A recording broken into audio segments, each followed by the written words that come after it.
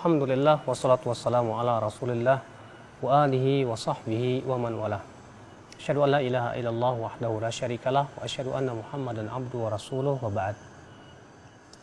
Kelapang dadaan merupakan nikmat yang sangat besar yang Allah berikan kepada seorang hamba. Lalu apa yang menyebabkan dada kita dilapangkan oleh Allah Subhanahu wa taala? Yang pertama, kata Imam Ibnu Qayyim rahimahullah, asbabu insyarahis sadr, sebab dada kita dilapangkan adalah yaitu karena mentauhidkan Allah.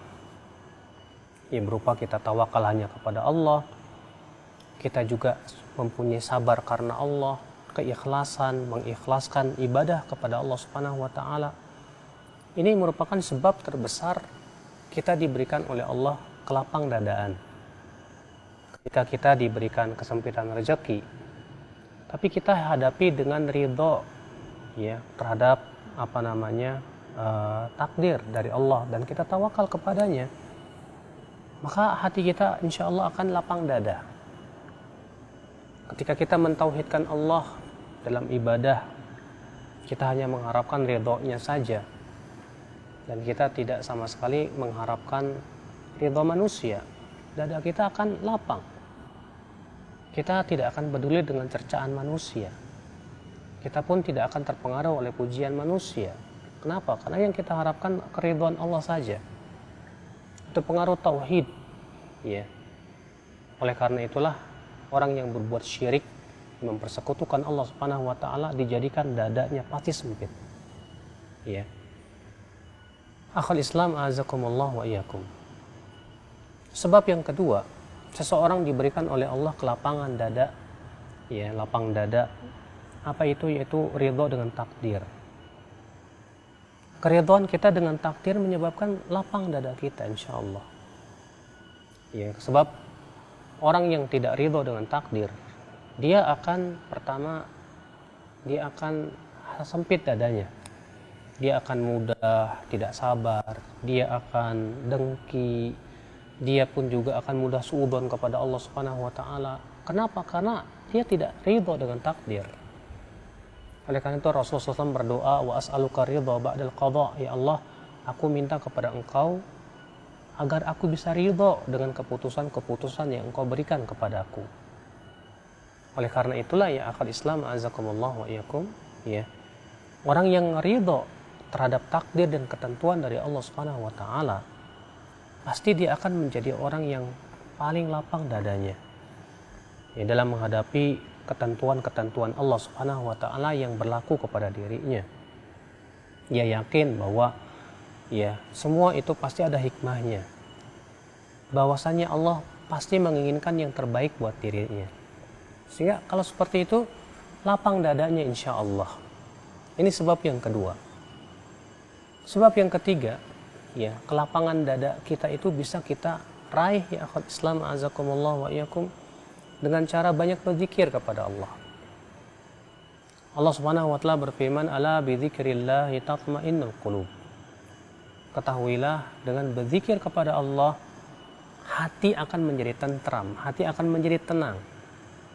Maka ya, orang yang banyak berzikir adalah orang yang paling lapang dadanya, paling tentram hatinya.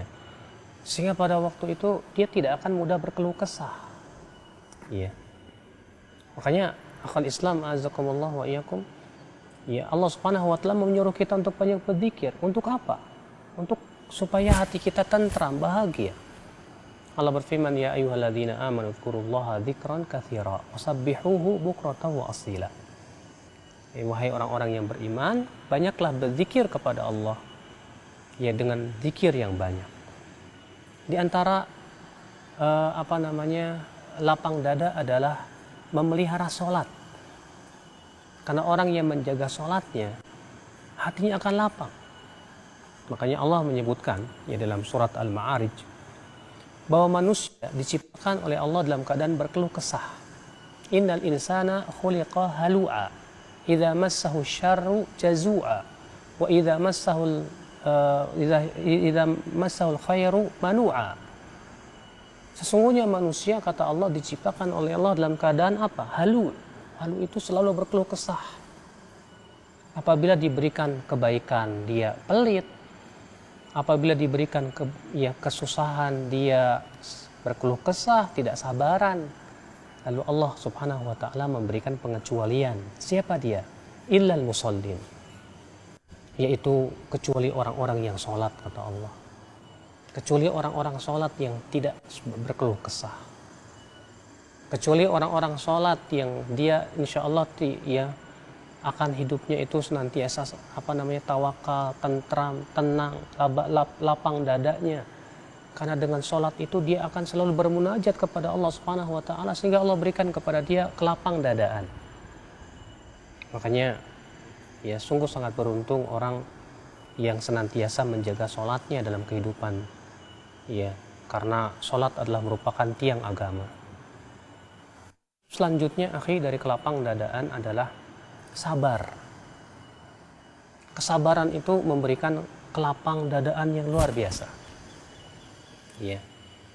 Ketika seseorang diberikan oleh Allah kesabaran, dia Masya Allah dalam menghadapi berbagai macam keadaan pun dia akan tenang saja. Makanya kata Rasulullah SAW, wa ma'u'tiya ya ahadun ata'an khairan wa awsa'a minas sabar. Tidaklah seseorang diberikan oleh Allah sesuatu yang lebih baik dan lebih luas dari kesabaran. Makanya pemberian yang paling indah yang Allah berikan kepada seorang hamba adalah kesabaran. Ya, yang paling baik, paling luas lagi kata Rasulullah SAW. Apalagi kesabaran itu pahalanya ya tidak terbatas. Allah mengatakan innama yuwaffas sabiruna ajrahum bighairi hisab. Sesungguhnya orang yang sabar itu diberikan pahala dengan tanpa batas. Masya Allah. Maka orang yang paling sabar pasti menjadi orang yang paling ridho dengan ketentuan Allah. Akan menjadi orang yang paling lapang dadanya, paling bahagia di dunia ini. Ia hadapi semuanya dengan kesabaran, ya, dengan ketabahan, sehingga ia terus tegar di atas agama yang hak ini insya Allah. Ya. Maka ini akhwat Islam di antara sebab-sebab yang menyebabkan kita insya Allah diberikan kelapang dadaan. Ya, oleh karena itulah nikmat lapang dada itu adalah nikmat yang Allah berikan kepada Rasulullah dalam ayatnya, alam nashrah laka sadrak, bukankah kami telah melapangkan dadamu hai Muhammad. Semoga kita diberikan oleh Allah kelapang dadaan dengan melakukan sebab-sebab yang tadi. Subhanakallah bihamdik, asyhadu an la ilaha illa ant, astaghfiruka wa atubu ilaik. Wassalamualaikum warahmatullahi wabarakatuh.